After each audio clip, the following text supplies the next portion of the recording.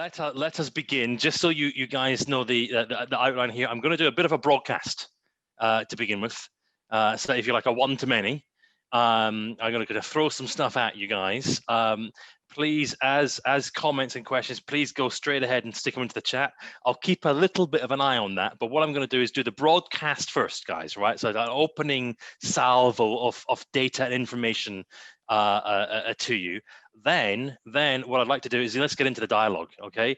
Because I think it'd be really interesting to understand how you approach social media, how you react to some of the things I'm going to be saying, most of which probably I don't think anything I'm going to say is a surprise to you, right? And because look, you guys by default you are social media users, especially those active in a marketing context.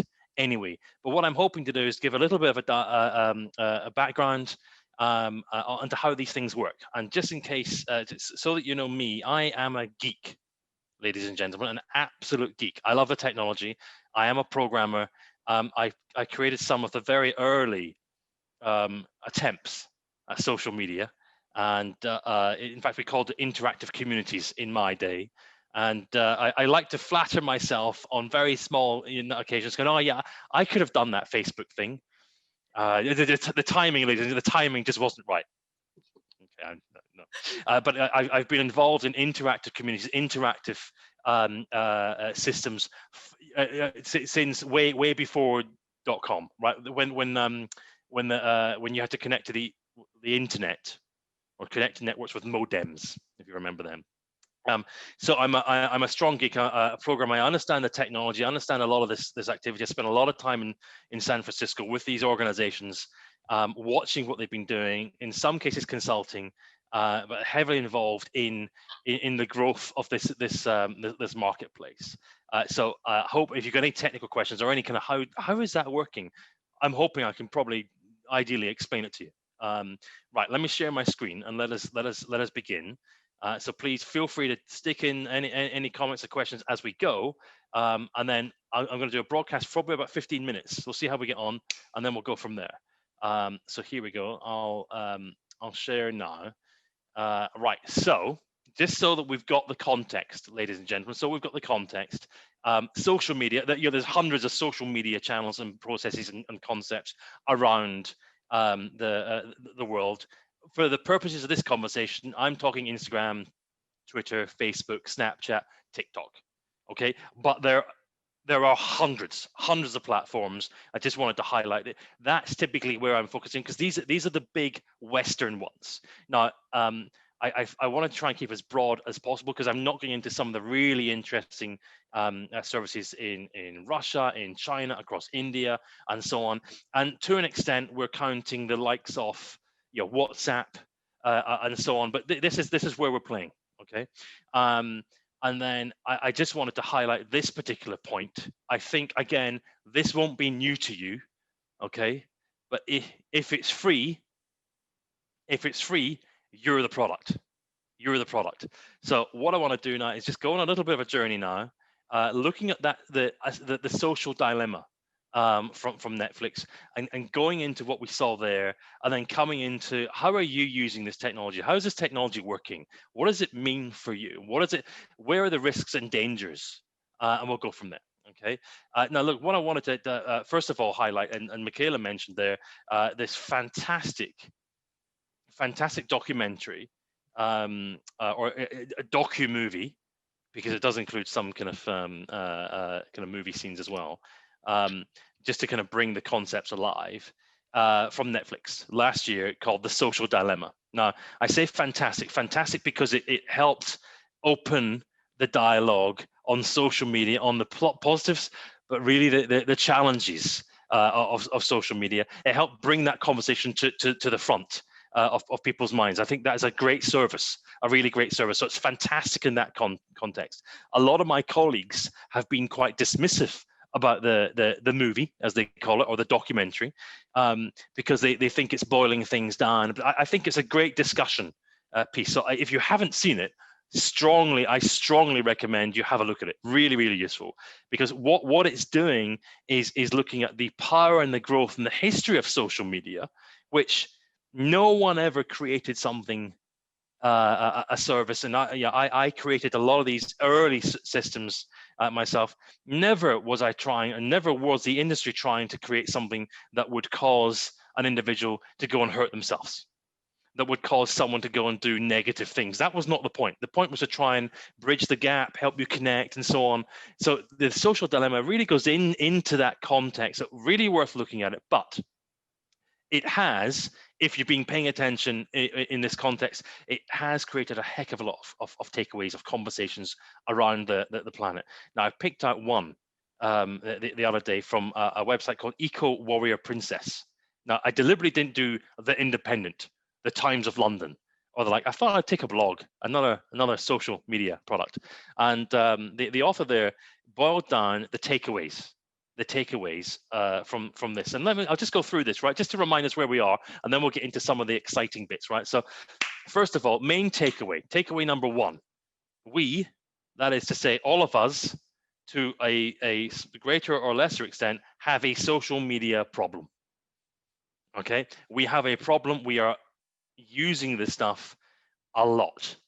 And it's a problem because many of us aren't aware of just how much we're using this, and how this is running our lives, running our emotions, running how we're feeling, really having a strong effect upon our day-to-day life.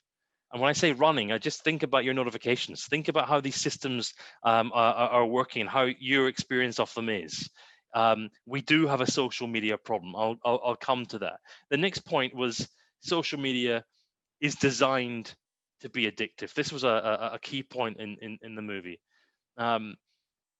Now, it's designed to be addictive because when I was creating my social media platforms, these were discussion boards, chat rooms, way back when, in the 1999 was when I was creating mine.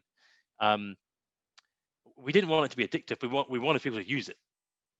But as the industry here began to notice that people are using this stuff, and my gosh, we've got 500 million people using this, 600 million. There's a lot of money required to keep these systems running. And how are we making money from this thing? Well, let's try some advertising. Let's try some contextual ads. And geez, look, but the people, they're only using it for 5 minutes a day, and we're only making. Let's make it. How do we make this more addictive? So social media is specifically nowadays all of the engineering is to make sure that you use it more, right? Because your use of social media is directly tied to the amount of money someone can put in their pocket, right? To revenue. So your use, the more revenue we can make from you, typically through advertising, some form of advertising. Okay. So that's an interesting point here. It is designed from the ground up, and there's some great examples in the movie here or in the documentary about how and why. A great example, by the way. I don't know if you're familiar with the phrase infinite scroll. Infinite scroll. That's what you and I do. Okay, when we're waiting for the bus or when we're just sitting bored. Infinite.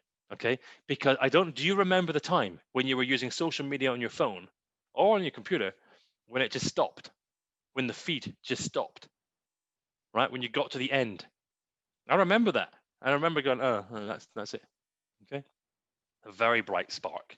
I forget the guy's name. He was in the movie. He invented this. Because your friends and family would, they'd post some stuff, and you'd see what the newspaper says, see what that site, the subscription says, and you liked this. But after a while, after maybe 10, 20 posts, that was it for the day. Right? Until people post more. Now that's a problem. That's a problem if I'm a social media company, because I need more. And I don't want you to stop, right? I want you to keep going. It's got to be addictive. So infinite scroll, that's what you and I are doing daily, right? You know exactly what I mean. The Instagram users here, you know exactly what I mean when you see that little tick saying, you've caught up. But here's some more, right? Because it's just infinite. It just keeps going. And I'll talk about how that works. Okay. So that's second point there. Third point, perhaps the most important here. Children are particularly at risk of social media. Now, it's deeply concerning to me. I have a 10-year-old, an 8-year-old, 3-year-old. The 10 and they're not into it yet. They're going to be. And the major point here is, remember, we have a problem. We as adults have a problem with social media. It's designed a problem because we can't stop. It's incredibly addictive, and that in the dopamine hits, right? Of I like and that's fine when you're a 30-year-old or a 40-year-old. Okay, we can manage it. We still have a problem. Okay, it's particularly damaging if you're a 15-year-old, a 14-year-old. Okay, and your self-worth in a pandemic when you're not out meeting people and your self-worth is being managed by social media. So that's a key issue, and we can talk about that some more if you wish. Next point was governments. There's not much in the way of regulation here. There's some privacy, and that's important, that's great, but there's not much in the way of regulation here, and that is somewhat of a concern there, because increasingly, if you think about just how dependent many of us, I say it in the Western world, but that's not entirely accurate. When many of us globally, if you've got a phone, you're on social media typically, right? And the governments, I don't think, have been fast enough to catch up on some of the negatives, right? We do have problems, and this is designed to be addictive. It's in my, as a social media platform, my best interest to hook you, get you hooked, because I make more money from you. Governments they've been quite slow to act so far. Right, and the final point, you've got to take responsibility yourself. And this is quite jarring. Many people have watched the social dilemma, and they're reaching for the phone halfway through, going, "What am I? That's what?" And really looking, thinking, "It's about time I looked at this." So if you haven't watched it, don't worry. We're going to go through some of these points here, because I think it's really important that we are aware of what the social media is doing to us. Now, another aspect here is, and I think perhaps overhyped or over focused on, is the fact that these social media platforms have got all the data. In practice, there is a limited direct risk. Okay, they know a lot about you, but they want to know a lot about you so they can sell you some ads, right? And in that context, I personally feel there is probably limited risk to that, right? It's not ideal. You can delete your profile if you need to.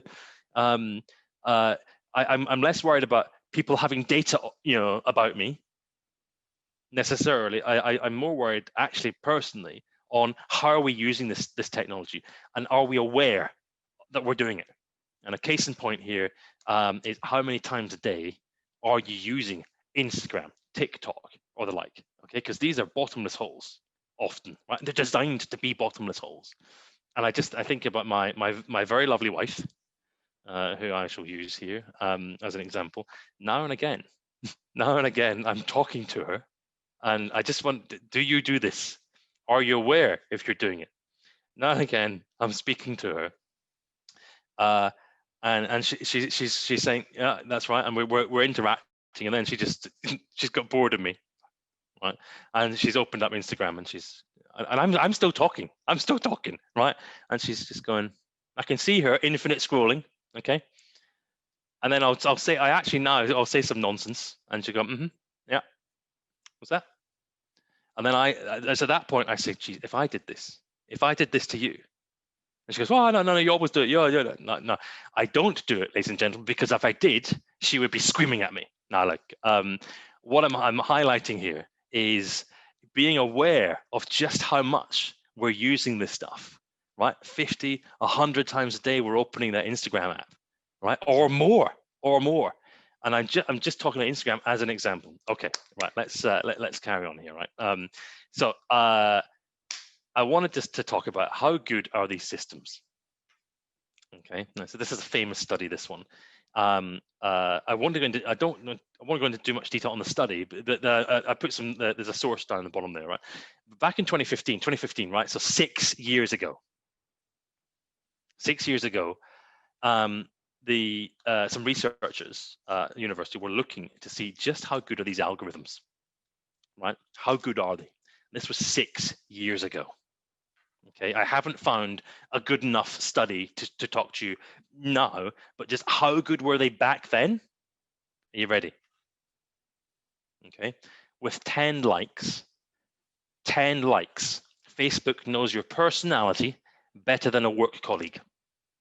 Okay, so that's you create a blank account on Facebook, a new account, you log in and you just start liking stuff. 10 likes, Facebook, their algorithm back in 2015 can predict your personality, know you better than a work colleague. Okay, 10 likes. Okay, and think, how many likes have you done today? Okay, because we actually give out likes, don't we? I like her, like, I like him, like, right? So it's a way of staying connected, right? Okay, but what that's helping the algorithm know you. Okay, 10 likes, 70 likes, Facebook, social media. I don't want to pick on Facebook, right? This was a study was about Facebook, but with 70 likes, Facebook knows you better than a close friend.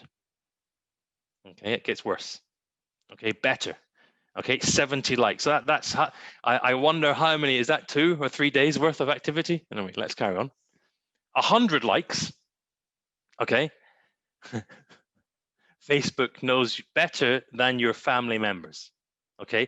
Now, what I mean is it can predict, it knows your personality, it knows you're likely to do this, more likely to do that. It can predict what you're likely to respond to.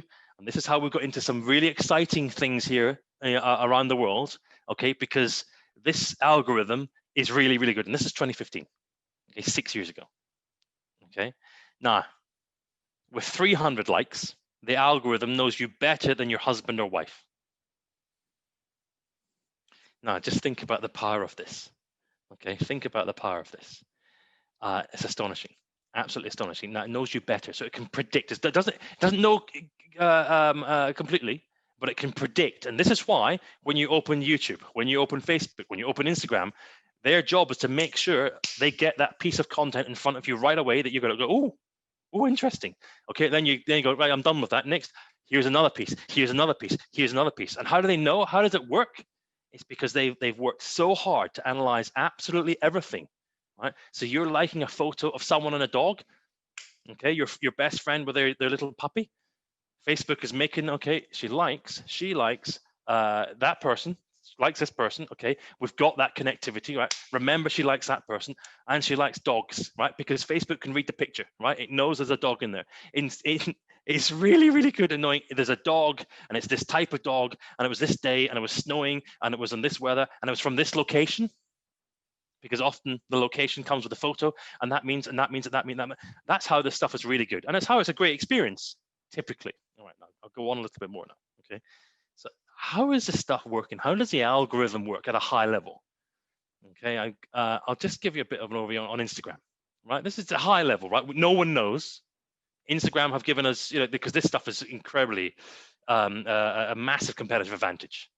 Okay, but how does Instagram work? Here's a high level. Okay, it's analyzing posts, and how does Instagram know when it's analyzing posts which ones to present to you, right? So you'll stay. Well, first of all, it looks about to see how much are you going to care about a particular post. Okay, now remember, it knows you better than your partner, right? Okay, and it did that 6 years ago. That's why it's amazing, right? And that's why it's not surprising that you go, did you see this thing on, right? It's really, really good. So it looks at past behavior, right, on similar content, and it's using machine vision, as I was discussing there, to say, right, to try and say, okay, this is going to be of interest to you, okay? But then it's going to look and see how recent was this post, okay? Because that's relevant as well, okay? We don't want to show stuff from last week, because you'd be horrified from seeing stuff from. It's got to be recent, okay? Then what's the relationship?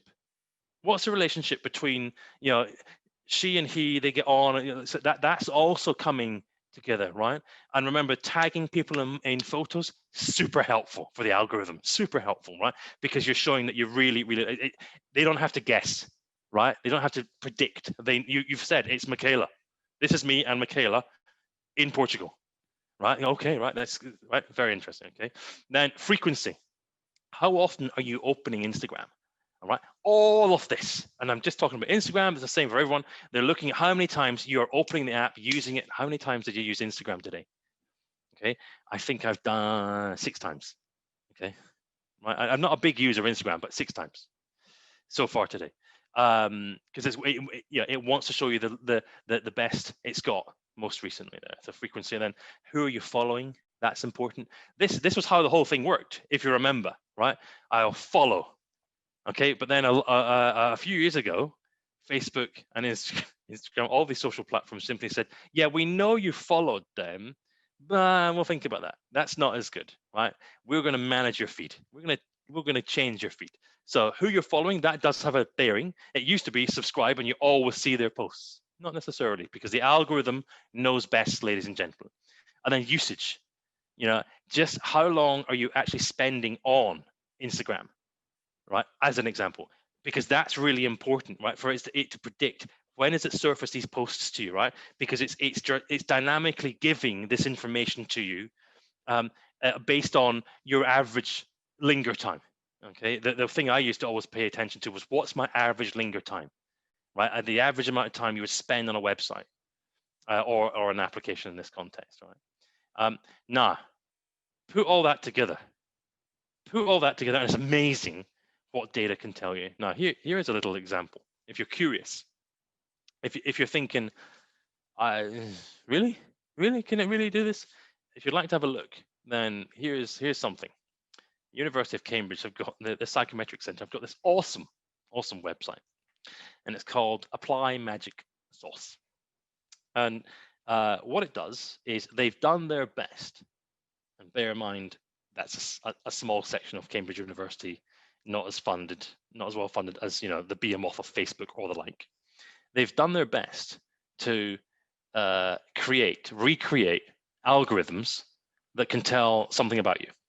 Okay, and what I did in your service, ladies and gentlemen, this week, I used their service. So I went to applymagicsauce.com and I connected my Twitter feed. Okay, I connected my Twitter feed and I said to it, analyze it. Tell me what you know. Here we go. So the following prediction is based on 134 tweets, and I used 2,000 words. It reckons I'm 30, between 30 and 39. Your digital footprint closely resembles that of a 30 to 39-year-old. Interesting. Okay. Actually, I'm slightly older, but I'll take it. Psychological gender. I'm masculine. Cool. I'm pleased. That makes me feel better. But basically, I look like a male user. Okay, as far as they're concerned. Now, I should point out, I have done about 20,000 tweets in my lifetime, but I've deleted them with a tool. I'll tell you more about that. So I'm sorry, I only have 134 tweets to do this analysis on. Okay, but it's still able to. That's quite accurate. Okay, with more information, it can tell me a lot more. Right? Why did I delete my tweets? I'll tell you later. Right? But this is also here. Right? It can say based on those 134 tweets. It reckons I'm more toward liberal and artistic. Yeah, but not completely. Yeah, cool, right? It doesn't have enough to tell whether I'm impulsive and spontaneous, organized. It doesn't have enough, right? There you are. I'm contemplative, apparently. Yeah, and I'm a little bit competitive. Okay, it's almost like reading a horoscope here. Laid back and relaxed. That's what it's managed to analyze. Okay. From my 134 tweets. How many tweets have you done? Try this out. Okay, applymagicsauce.com. Now, I thought, no, I need to give these guys are expecting more. There's a tough audience. These are professionals. So I thought, look, let me go to Facebook, because Apply Magic Sauce, you can upload your Twitter stuff, or you can actually upload your Facebook data, right? Your whole Facebook data, give it to Cambridge University. They're very good with the data. You can delete your account. It's just for the purposes of discovery, right? You can delete your data after this.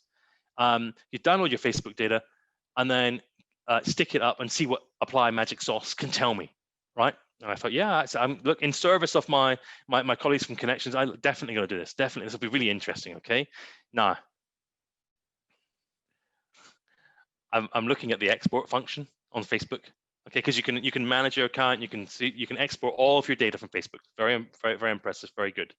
And I sat and thought, ladies and gentlemen, do I want to give Cambridge University my messages? And I'm sorry to say, ladies and gentlemen, no, I don't. Okay, and it's just a reminder. As I'm thinking, yeah, it's 300 meg of data. I'm thinking, yeah, I'll just download. Because I'll upload it. I want the analysis. But I'm thinking, my wife and I have been using Messenger. And friends of mine, so I've been involved in constructive arguments and stuff. And then look at, and I call myself an expert, ladies and gentlemen. I call myself an expert. Right? I'd like to think, I flatter myself, ladies and gentlemen. Right? And I'm sorry to admit that this was last night. I was hovering this whole week. I've been sitting there thinking, should I do this? Should I do it? I was like, no. I don't want to put that information out there. I'm quite happy to allow it to sit on Facebook for some reason. But what this was doing was reminding me that every single conversation I've had back and forward, right, is there on my Facebook account. And that's what Facebook's using. Okay, all of that information to be able to give you the accuracy for all of its services, right? So it can target and sell you ads, but also so it can give you a really, really addictive, hopefully, satisfying experience. But goodness me, just the power of these algorithms, I just thought, no, I can't. Now, ladies and gentlemen, I'm going to come to you shortly. Questions and comments. I've deliberately steered away from any chat at the minute. I'm going to just talk about some recommendations. So we've been in there. I've done a little bit of a dive. I didn't want to go too much here, right? And I didn't want to bore you with, did you know there are 3 billion this and 5 billion? Yeah, I thought you know this, right? So just some recommendations, things to be thinking about in the context of this conversation now, right? I've been talking about notifications and so on. What kind of recommendations can we be looking at here? I would strongly recommend, have you done a screen time audit? Now, the vast majority of you going, yeah, I've done this. Do have a look. All the platforms now, especially the phone platforms, they have a screen time capability, right? It's really good that they've put that in, and it kind of shows you just what you're doing, okay? Just how much time you're spending on Instagram or TikTok or any, right? Have a look. So recommendation, if you haven't done this recently, do have a look, right? And just say, is this what I want to be doing? Okay, am I getting value from this? Because a lot of us, we've tripped, or we just kind of tripped into it. We just fell into it, right?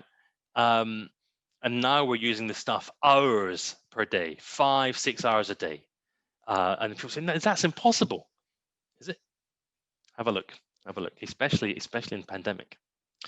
Can I encourage you?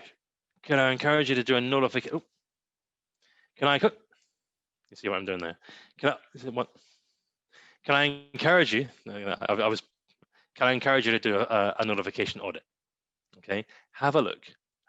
Now, what I was doing there, I have done an audit on my notifications. Okay, but I got a new phone. Okay, and I switched most of my notifications off. Here are my notifications. There's a Sky News one that's irrelevant to me. New York Times irrelevant. WhatsApp irrelevant. Facebook, because I haven't switched it off again on the new phone. All right, Twitter. Yeah, thank you for connections for talking about me there. It's free, you're the product. That's right. Okay, but my point being, I actually had switched off notifications. Then I activated my new phone, and there they are all again. What's that? Sorry, right? If you've got an Apple Watch or whatever, do look at the notifications, because what they're doing, notifications are really, really important to social platforms, because we've got to get you back in to make some money, right? So routinely, you will be getting some guy that you don't really know, but kind of has joined, right? Yeah. So and so's posted a photo. Hey, you've been away for 4 hours. Why don't you come in again? Did you know so and so liked it, right? Because they got to get you back in. Now, do you need this in your life? Do you need it in your life? Okay, it's worthwhile taking a step back and thinking, no, I don't need that. Okay, and what I've done, and I found, I'm sorry to say, I did this during the movie. Back in November or October time when it came out, I actually thought, oh, jeez, absolutely right. And I went through and stop. And now what I do, I will actively use social media when I'm ready. Okay, and I think that's a lot healthier. And I know some of us, especially some of the connections team, have actually done this. So keen to get your perspectives shortly. Right. Review your friends and your subscription topics. When's the last time you went through? Right. and said, I don't really care. I don't really care about that, right? And what I did a while ago with Facebook is a lot of my friends are just posting stuff that I didn't really want to see it. Nothing wrong with it. I just didn't ignore. I still want to be friends. Ignore, ignore, ignore, ignore, delete, delete, delete. So I realized I'd collected a lot of people that they don't know me. Now, well, I don't know. Right? When's the last time you went through? Right, go through it and have a look. Okay, don't need, ignore. Do you need to see this noise? Because what we all do is we just go, yeah, right. But you're still having to read it, think about it, process it, right? Okay, and this is how we're sending you more ads based on your interaction, based on how long you're looking at something. Do you need those friends? And more importantly, do you need those likes or those subscriptions? Do a clean up, right? Sit down and go, no, yes, yes. Actively choose, because a lot of the time you said, yeah, but what's interesting when you said, yeah, that's fine, I'll have this. What's interesting is the social media platforms have morphed, and they continue to morph all the time. Okay, so sometimes you say, yes, I'm happy with this, but then the system's changed, right? And it's presenting the information to you differently. They're updating it all the time to try and bring you back in. It's perfectly fine if that's what you want. But my feeling is you should go into open, eyes open, rather than it being done to you and you're not that aware of it. So really do have a look there. Another key point here: separate business and personal if you can. Sometimes, and I meet many people who that's the same thing. It's business and it must be for various different reasons. That's understood. But be aware that you are being measured and sold to, and you are the product. Okay, when you're using these services. So sometimes it's very effective, and I meet quite a lot of people who also, so they're not, they have two profiles. Okay, you've got the personal and then the business. Okay, that's quite helpful. That's quite a smart move, because it's separating the realities, right? So that the business phone can have all the notifications you want, right? Because that's helping, right? But personal, once you switched off for the evening, personal phone, right? That's managed. It's just got the key people you care about, right? And it's not constantly bombarding you the whole time. Quite useful. Now I'm talking about phones because most of us are using social by phone, typically based on all the stats. And then the last thing here, consider a privacy cleanup tool, right? I said I had 20,000 tweets. It was only when Jumbo, it's called Jumbo, and I'll go down one more here. When Jumbo was released, it's available on the iPhone. I don't know if it's available. I need to check if it's available for Android. Certainly available on iOS. And what it does is you can subscribe. There's a premium and a free version. But they're very, very good with the data. And what they're aiming to do is try and keep you as safe as possible. So they do an audit on all of your different profiles. So they'll log in and say, look, did you know, give us your LinkedIn credentials, right? And you have to trust them, and I trust them. And they log in and say, yeah, look, you haven't done this. This is not private. You're showing your location to everyone. Change this, try that. Really useful, really useful. So try downloading it. But then what I did is I upgraded to the Jumbo Premium, and it said, look, you shouldn't have do you need your entire social media, Twitter, all your tweets? Do you need them? And I said, well, yes, I do. Do you really need them? And I thought, no, it's cool, it's fun. And actually, I just went, no, okay. And what Jumbo does is every 3 months deletes my tweets. Every 3 months deletes my tweets. That's it. That's my personal way, of doing things. I like that approach. I wanted to have it out there, but then of course, someone can use it, right? As we said, you can tell a lot about me. So I thought, I don't know if I need that out there in public. So I used services such as Jumbo to go through it, look at my different social profiles, then automate, deleting stuff, changing stuff, getting the right settings in place. Very, very helpful. Okay, ladies and gentlemen, I have been screaming at you for the longest time.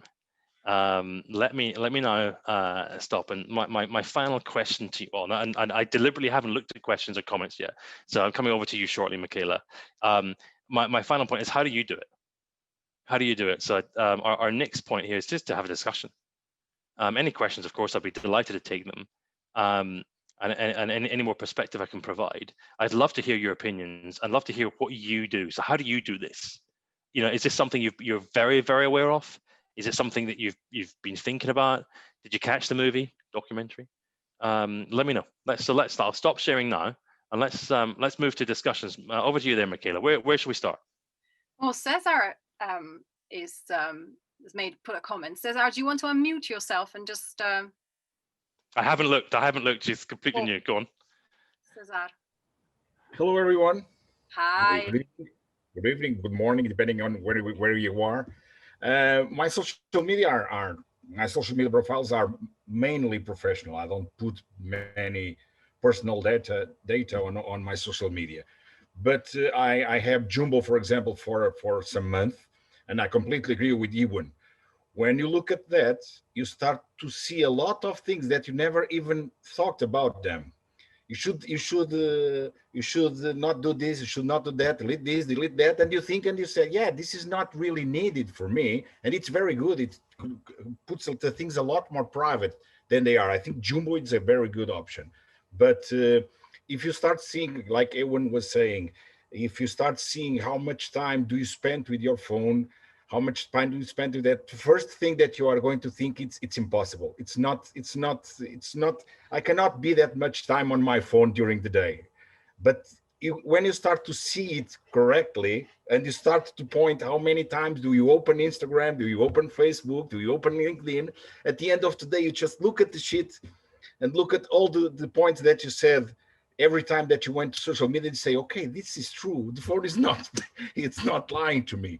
And I think that, yes, we are spending too much time in our phones, and we are spending too much time. And I had the problems that Ewan was telling about notifications. I have an Apple Watch, and it's completely crazy. Right now, I have lots of notifications that are off, because many times I was having meetings, and then the phone appeared, the watch appeared, the notification, and you instantly, even if you are taking attention to the person that you are having the meeting, you look at the watch to see what's the notification. So right now, what was a big thing at the beginning on my Apple Watch that was having the notifications in my wrist, right now is one thing that it's almost disconnected. It's almost off, because it's completely crazy.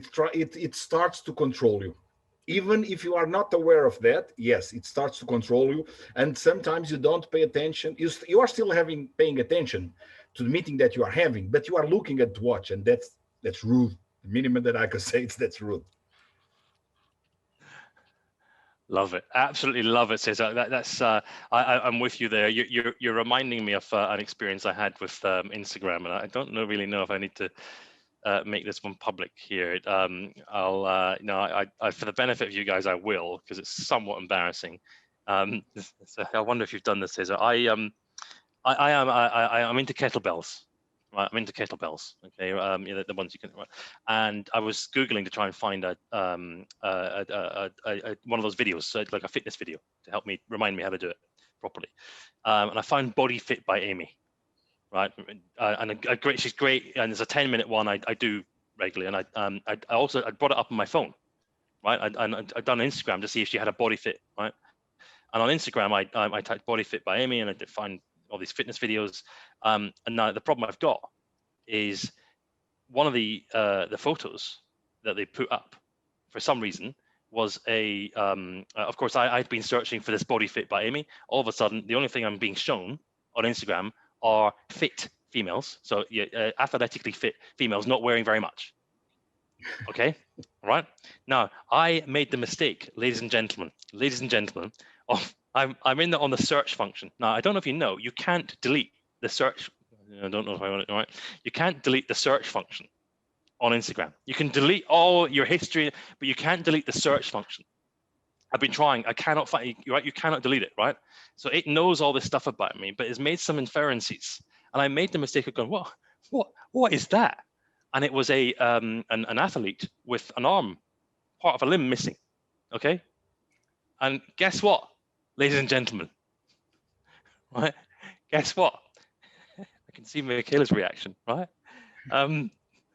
What do you think it's? Right. I'm really embarrassed to say, and that's why I'm happy to say it publicly, right?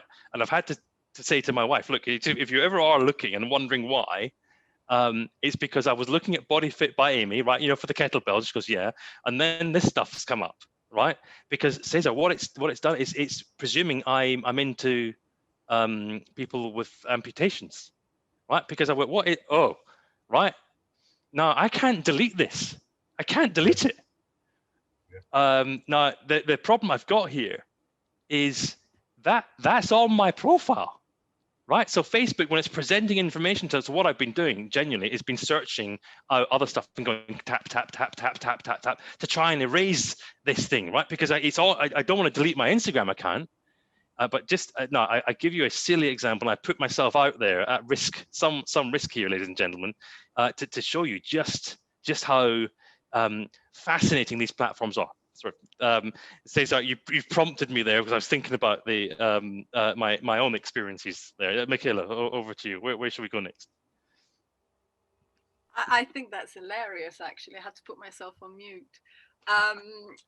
Well, Usha is actually asking, where does LinkedIn figure in this? Because even earlier on, other people were saying, oh, I don't have Facebook accounts, I don't have Instagram, I only have LinkedIn. Does LinkedIn do the same stuff? Absolutely. Absolutely. Now, LinkedIn is perhaps my own personal views. I've got jobs. Well, it's helped my career. LinkedIn. It's been really valuable. However, exactly the same is happening. Okay, now I was looking at consumer. Okay, and LinkedIn is a lot more business focused, but exactly the same is happening. Okay, so be very, very aware of all the language you're using on your LinkedIn profile, especially on your profile text, on your descriptions. Be very aware what you're publishing, because that, ladies and gentlemen, the recruitment teams, right, are using. There are tools available, right, that will analyze your profile in point nothing seconds, right, to assist the recruitment guy or girl to know how to approach you, right? Because you may not say I've got 3 children, okay, but they can infer, the system can infer from the language you're using that you're a parent. From the post, from the right, from your behavior, it can infer from the public persona, public information available on LinkedIn. Now, that can be good, okay, because it's been very useful for me people, recruitment agents finding me and saying, hey, would you be interested in, and that's frankly how I've arrived here in Muscat. It's fantastic. I encourage that. But being aware, it's really, really important to be aware that the same thing is happening in a different context. In a different context, if anything, I want to be found. Okay, but it's really important to be aware, what language have you used, because that language has been analyzed to give a score and a perception, a percentage, you know, to indicate how people should view you. So it's just be aware that a similar context is happening. Earlier on, when you were talking, there were quite a lot of comments about that people were making about the phone actually listening to you, right? On the basis of what you're saying, they're getting ads, and they didn't know whether it was Alexa gathering the data, or Siri, or actually the phone itself. No, I have done a little while ago.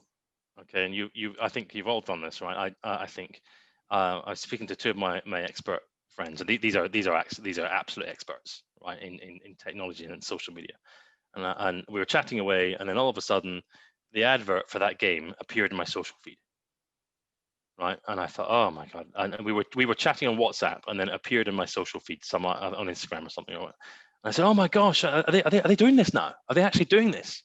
And my colleague said, oh, you better put on a tinfoil hat, Ewan. Okay, what they mean is you're looking for aliens, Ewan. Come on, don't be ridiculous. I said, no. I seriously. And these guys are connected specifically into the social media companies, the big platforms that I've been mentioning. They said, no, they're not listening. They're not listening. It's just that the algorithm is amazing. I said, no, but I mentioned this thing, or no, you mentioned it, and then I saw it on my feed. They said, yeah, but they know that the 3 of us talk. Right? They don't have to read what's been specifically said, unless it's on Messenger, by the way, right? Okay, typing, because we were typing. It wasn't. They're not listening. It's just the algorithms. This is their viewpoint. The algorithms are so good that 3 40-year-old men with these particular preferences, who are all congregated in one particular place, sometimes you can see you're connected, can discover. So in all cases, typically speaking, they're not listening. They are to your ambient conversation and then analyzing it. That's typically not happening. It's because the algorithm is so good. The algorithm is really, really, really good, and you're just aware of it at that particular point. There would be absolute uproar if someone was actually doing this. Okay, because that would destroy businesses if they were doing it without your permission and awareness. But that's not to say that companies are analyzing what you're saying, information you're providing to them, but not background audio. Typically speaking, right? Not background. They're not listening to background audio. But a lot of that, I don't want to go into too much detail there, but there's a perspective. It feels like a maze, to be honest. You can keep going for great. Yeah. Christina has interacted. Artega has interacted quite a lot. Christina, do you want to unmute yourself and just tell what you do? Because you just please, Christina, please. Are you still there? Is Christina there? She's on WhatsApp, on Instagram. She's texting. She'll be back in a minute. She says, I do keep my phone on silent when I'm on social gathering. I ignore the phone, so I give priority to people actually present. Social media alerts at a minimum. So she seems that she's quite in check. But I've got quite an interesting question, and that's something you haven't touched upon, but I guess it's all related to it, because I keep my passwords onto an app. And I often go into this app and I cut and paste it to access various different things. So when it comes to passwords, yes, should I be using a paid-for program like, I don't know, LastPass, rather than making my browser save it, for example? Because I don't allow that. I actually use it in Evernote. Right. So it's very personal security on the internet is really important. You must have a separate password for everything. Okay, do not have the same password, right? Rule number 1, do not have the same password for anything, right? You must have a different password, and ideally completely unique. How do I remember it? Well, you use a password manager. So Safari has it built in. Firefox offers this. Google offers this. Okay, right? And no, that's really helpful. It's really helpful, but what that's telling you, that's remember, you're the product. Okay, so if you're using Google, that's perfectly fine, and I use it now and again, right? But be aware of it. I use Dashlane myself. LastPass is very good as well. There's these password managers. They're really important, and they automatically fill in the password for you. They'll generate the password for you. They'll help change the password, right? So you have a unique passwords all over the place. Really important. Just to be aware, if you're going to use Google or the like, then what that's doing is helping Google, right? Another massive social player, understand you in more detail. That's not necessarily a bad thing. I like how Google helps suggest results to me. I like that. But just be aware that if you're storing your passwords in Google, what that's doing is letting Google know every time you're logging into a particular website. Google's not going to do anything nefarious with the password, but it's just helping the algorithm know that Michaela's back on Facebook. Oh, she's back. She likes social. Oh, she's just bought some stuff for XYZ, right? Useful information for Google or Facebook or others to know. No, that's really interesting, but I'm still toying with the idea of actually paying to give my passwords. I don't know. I am reticent. Well, it's paying to protect. It's paying to protect. It says useful discipline. I would view it a different way and say, look, I'm going to have the discipline that I will have multiple individual passwords for every site, right? Do that, okay? And it doesn't matter how you do it. I like someone else to manage it. I like Dashlane or LastPass. I like it to manage it for me, right? It's the first thing I install on my device because it's got all my passwords, and the passwords are 20 digits long. They're crazy, right? I never type a password. It manages it for me. And I like that approach. Nothing wrong with your approach, Michaela. It works for you. That's great. But make sure, please, right? And I'm being directive here, okay? Because you cannot have the same password for all services, right? It's terrible. And do not do blah blah caret 123, caret 124, caret 125, caret, right? Don't do that. It needs to be completely unique. Right, because these passwords are being leaked all the time. These big sites have been hacked all the time. I've just hacked again, as one of the services I use has just been hacked yet again. Cesar and I, we got that notification because we use Jumbo or other services, right? Okay, and Dashlane also says, look, your data's been hacked again. Change the password. It might be interesting to know how many of you guys use passwords. Yeah, do you guys? Anyone who uses password managers? Gemma uses LastPass. Darby also, because she says that she uses too many passwords, but really interesting And it also, Gemma, do you want to unmute yourself and say? Yeah, I mean, I got onto this after watching The Social Dilemma because I was quite freaked out from it. And I just never have viewed my online stuff as importantly as maybe my offline stuff. And actually, I should be looking at it as one and the same. So I use it, and it's quite good because you can have a family account as well. So my partner is actually also attached to it. So if for whatever reason we need to support each other or access each other's accounts, we can do, but without passing it via WhatsApp or passing it via any other communication. And it also gives you kind of a health understanding of which passwords you need to change, or which are too similar, or which are going to be at risk. So I found it is a paid for. I think I paid about £50 for the year. Yeah. But in terms of just the peace of mind that I get from it, it's definitely been worth it. And also your family can share. I think it's up to 4 people, but your family can share. And I put things in there like, I don't know if this is right, but my national things like your national insurance number, credit card details, your credit card details, it all goes in there and it doesn't go anywhere else, and it remembers everything for you. So, and you can compartmentalize it between personal and business, that sort of thing. So it's been really helpful. Yeah, it's also very useful. Sorry, also very. I saw Cesar was asking about Apple and their security. That's a feature of Apple. Cesar, Apple they've made it one of their standout competitive advantages, right? Security. So one of the and privacy, data privacy. So hardly anything from Apple goes, or next nothing goes from your device, right? All of the processing is done locally. I have this iPhone here. All the processing is done locally for analyzing images, done on the device. Whereas everything on my Android phone goes straight up to Google, right? That's just a viewpoint. So Apple is making that, it's almost a feature, making privacy right in. And then I saw Siobhan's point there about the friend's husband who died unexpectedly. Right, this is one of the things that Hetty and my wife and I have. We made sure that Dashlane has the ability to give a recovery option.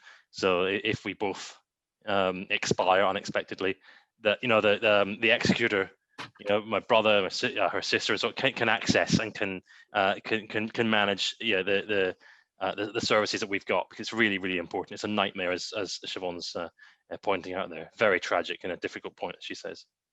Yes, yeah, absolutely.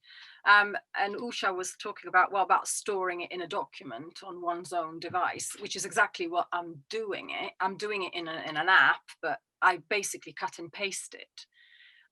So when I cut a password, does the phone remember on my clipboard, or is it not? Because at the moment I'm cutting it from my Evernote to put in my bank, but when I paste it in the bank, it says cut from Evernote.